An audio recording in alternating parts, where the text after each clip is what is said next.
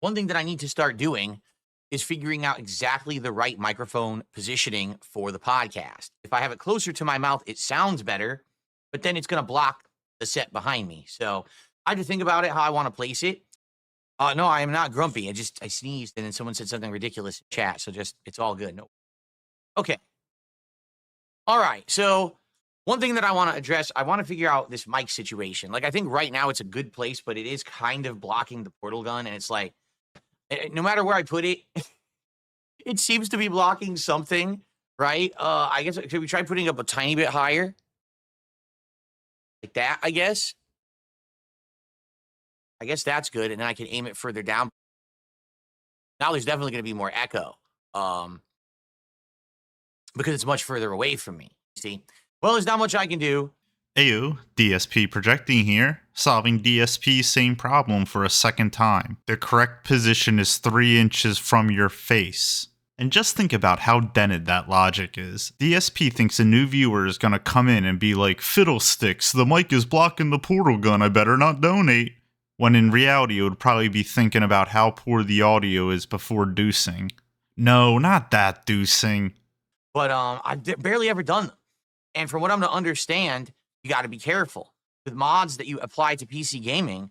You could basically screw it up. You could actually screw up your whole game. You could do damage to your PC if you're not doing them properly. So today, I definitely want to look at mods for Dark Souls 1.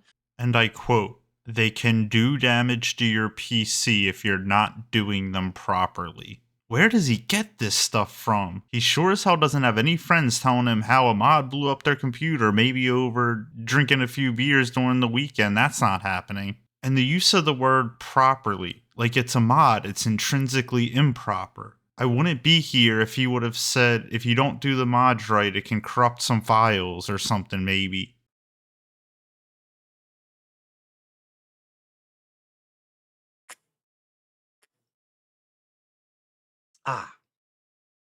And figure it out, shall we?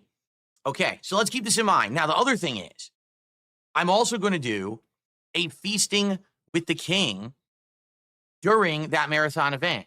So this is different from DSP Tries It, and allow me to explain how. When I'm doing DSP Tries It, the idea is that I'm trying a new product. Maybe it's a new food item or something from a menu that's brand new, something like that, okay? And essentially, it's a taste test where I'm rating it and telling you, if it's good or not. With Feasting with the King, it's different. Usually what I do with Feasting with the King is I'm going to maybe an already established place that I've eaten from or ordered at before, and I'm ordering food that I'm interested in having, because I really like it, or maybe it's just something new that I want to try, but it's really not about the review. It's more about just enjoying a meal with the audience, interacting with you guys, talking while I eat. It's not meant to be a big review, you understand? So it is very different, okay? So the scariest part of this is he believes that. To make this cope of being a variety streamer work, he really believes this stuff. The people that spam Taco Bell nuggets in the chat for weeks, no, not the trolls, his people, would notice or even be able to comprehend his nuance. This is just him pre-lowering the bar, as ALT would say. He's setting up the expectation that this is a reward for him and he's going to get exactly what he wants so the dents can eat it while he eats it. We're going to lock it in stone as a date of when we're doing the celebratory event, and we're going to, that way I can prep and go get all the stuff that we need. What I would say is, I need to know very soon what kind of like beer or liquor you guys would want me to test. I'd like suggestions.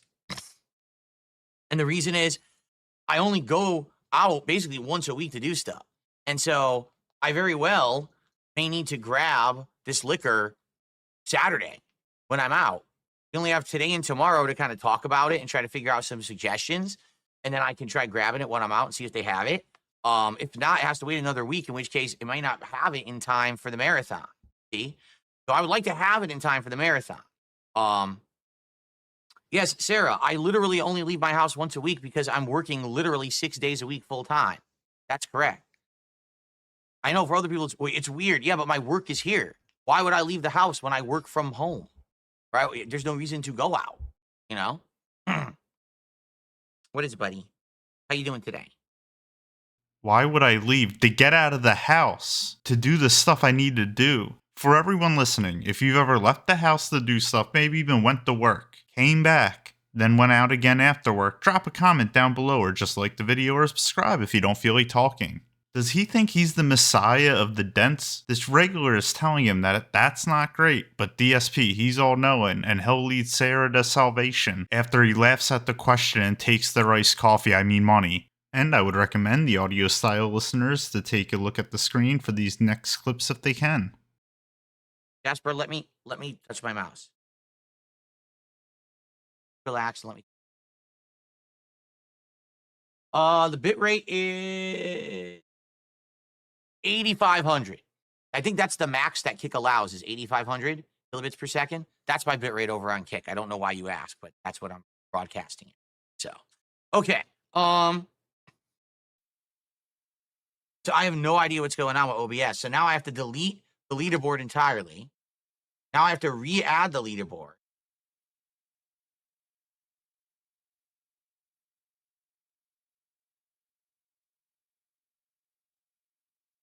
If I can find it. Text.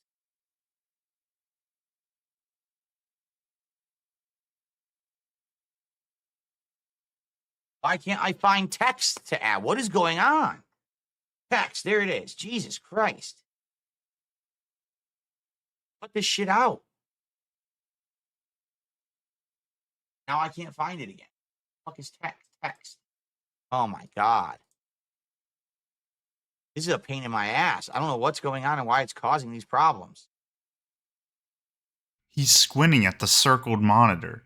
That's a streaming PC. The laptop is just for chat. This setup is batshit crazy. The way he makes this a million times harder on himself and then feels entitled to make people pay him for the self-inflicted work. Shit's wild. The top 20 worst and best games. That's correct. 20 good, 20 bad. But it's not what you're thinking. Because, ladies and gentlemen, this year. Okay, so here's the deal regarding my year-end series for 2024. Okay, I've done some work. It's going to be the top 20 most disappointing playthroughs and the top 20 best playthroughs of the year. That's right. And you might say, wait, what? So it's not Game of the Year awards? No, it's not Game of the Year awards. I'm not doing it that way this year. Now you might wonder why I'm changing the format and what does this mean for the countdowns, okay? Why? Well, let's be honest here. A ton of the games that came out in 2024 were very underwhelming, or for various reasons. Me playing those games just didn't hit with the impact that normally it would. RPG overload. In a year when there were just far too many incredibly lengthy RPGs hitting at once, there was no way that I could enjoy them all, and you guys lost interest. That should be talked about. That should be brought up, and that should be observed in the countdown. A lot of work. You heard how he framed it. All he has to do is take piece of pieces spreadsheet, take the totals per game, sort highest to lowest, and take 20 from both sides. It's so easy. Just like these videos that I love making for you. If you dig them as much as I do, liking, commenting, and subscribing really does go a long way for creators like myself in the algorithm. As always, I appreciate every one of yous watching. Thank you and deuces.